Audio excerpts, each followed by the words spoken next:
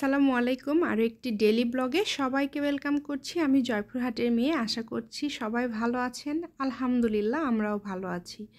প্রত্যেকটা সকাল একটা মায়ের জন্য খুব ব্যস্তময় সকাল। আমি যেহেতু বাহিরে কাজ করি, আমার জন্য কিন্তু আরও বেশি ব্যস্তময় এবং কষ্টকর হয়ে যায়।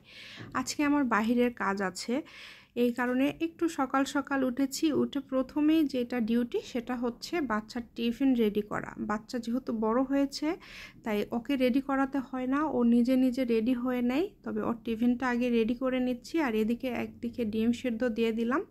গতকালকে শরীরটা একটু খারাপ ছিল, এই কারণে তরকারি রান্না করতে পারিনি। আমি যেদিন বাইরে যাই বা যেদিন বাইরের কাজ থাকে, আগের দিন তরকারিটা রান্না করে ফ্রিজে রাখি, পরের দিন শুধু ভাতটা রান্না করতে হয়।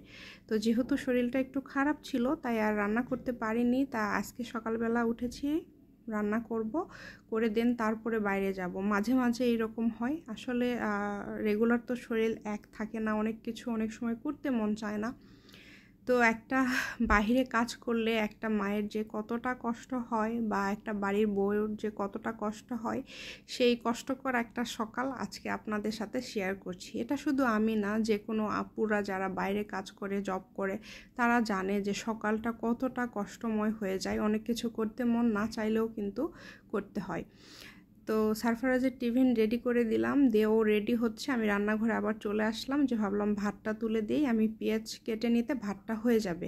এদিকে ডিম সিদ্ধ হয়ে গিয়েছে। ডিমটা আমি খোসা ছাড়িয়ে সারফারাজে একটা ডিম দিয়ে দিলাম, যে ডিম খেয়ে যাও। ওর টিফিনটা যদিও রেডি করে ব্যাগে, ওর ব্যাগ গুছিয়ে দিয়েছি, ব্যাগে যা লাগে সব দিয়ে দিয়েছি। ও এখন রেডি হয়ে নিচ্ছে। আমি বললাম ডিমটা খাও, ভালো লাগবে। আর টিফিনে দিতে চেয়েছিলাম ডিমটা, তো পরে ওর মানে টিফিনে নেয়নি, তো এই কারণে বললাম যে খেয়ে যাও। এদিকে আমি আজকে ডিম আর টমেটো দিয়ে একটা চাটনি টাইপের তৈরি করব, যেটা আসলে খুবই ভালো লাগে। আর হাঁসের ডিম তো আসলে খেতে বেশি ভালো লাগে, এরকম করে রান্না করলে হাঁসের ডিমটা বেশি মজা লাগে।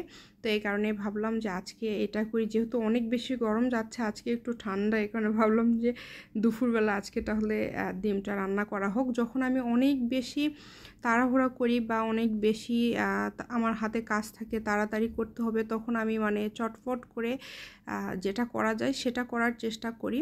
তো এইদিকে আমি পেঁয়াজ বাটা, তার মধ্যে সব কিছু মশলা দিয়ে রেখেছিলাম, একটুখানি সব মশলা দিয়ে কষিয়ে নিয়ে তারপরে এখানে আমি টমেটো দিলাম। এখানে কিন্তু আমি 4 থেকে 5টা টমেটো দিয়েছি, কারণ এটা একটু টক টক লাগবে, মানে চাটনির একটা ভাব আসবে। এটা খেতে খুবই মজা। অনেক সময় কিন্তু ডিমের দো পেঁয়াজি করা হয়, এটা দো পেঁয়াজি না, দো পেঁয়াজির মতো করে রান্নাটা, কিন্তু এটার টেস্টটা কিন্তু একদম ডিফারেন্ট। তো এরকম করে খেতে আমার খুবই ভালো লাগে, বিশেষ করে হাঁসের ডিমটা। আপনারাও একবার করে দেখতে পারেন। খুবই তাড়াহুড়া করছিলাম, আর যেহেতু শুধু ডিম দিয়ে তো হবে না, আর এদিকে তাই পাঙ্গাস মাছটাও ভিজিয়ে দিয়েছিলাম, যে পাঙ্গাস মাছেরও একটা কষানি করে নেব। অনেকেই পাঙ্গাস মাছ খায় না, কিন্তু আমাদের বেশ ভালোই লাগে পাঙ্গাস মাছ খেতে। তো অনেকেই কিন্তু এটা অন্যভাবে নেয়, যে যার মতো করে। আমার ছোট্ট একটা সংসার, আমি সব সময় চেষ্টা করি একটু সাজিয়ে গুছিয়ে সংসারটা যাতে করতে পারি সুন্দরভাবে। সবাই দোয়া করবেন। তো এদিকে মাছটাও রান্না তুলে দিলাম, এদিকে ডিম তো রান্না হয়ে গিয়েছে, এখন মাছটা রান্না করছি। আমাকে 10টার মধ্যে বেরিয়ে যেতে হবে, তার মধ্যে সব কাজগুলো শেষ করার ট্রাই করছি।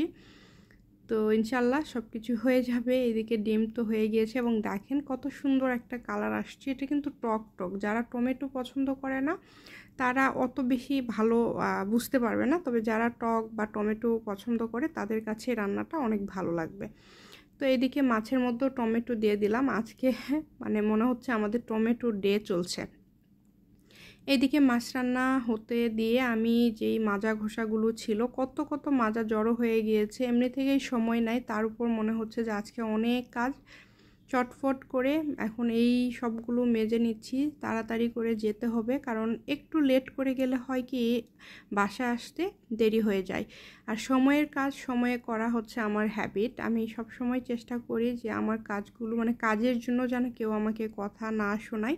যেহেতু বাইরে কাজ করি, মানুষের কাজ করি, তাই একটু কিন্তু কম বেশি হলে হয়তোবা মুখে কিছু বলবে না, মনে মনে ঠিকই হয়তোবা অনেক কিছু বলতে পারে। তাই আমি সবসময় যে কাজটা হাতে নেই সেটা দায়িত্ব নিয়ে করার চেষ্টা করি। তো এদিকে রান্না শেষ করে মাজা ঘষা শেষ করে একটু মুছে দিচ্ছিলাম চুলা, যে জায়গাগুলো আমার থেকে আসলে মাখামাখি হয়েছে সেই জায়গাগুলো পরিষ্কার করে নিচ্ছিলাম।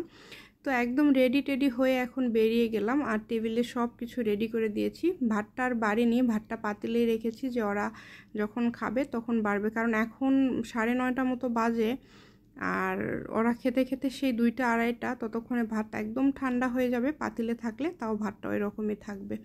খুবই ব্যস্তময় একটা সকাল, কিছুই করার নেই। সব কিছু মিলিয়ে আলহামদুলিল্লাহ এই জীবনটাতেও শান্তি আছে অনেক।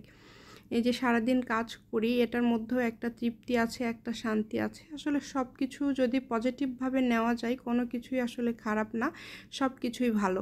তো সবসময় পজিটিভটা নেওয়ার চেষ্টা করবেন। আমার ছোট্ট একটা সংসার, আর আমি যেহেতু সবেমাত্র আলাদা হয়েছি, তাই তেমনভাবে কোনো কিছু এখনও গুছিয়ে নেওয়া হয়নি। ইনশাল্লাহ আস্তে আস্তে সব কিছু গুছিয়ে নেব। তাই তো সারফরাজের বাবা যাচ্ছে আমাকে রাখতে, তো চলে আসলাম আমার কাজের জায়গায়। আজকের এই ব্যস্তময় সকালটাই শেয়ার করলাম আপনাদের সাথে। যদি ভালো লাগে একটা লাইক দিবেন। ভালো থাকবেন। আল্লাহ হাফেজ।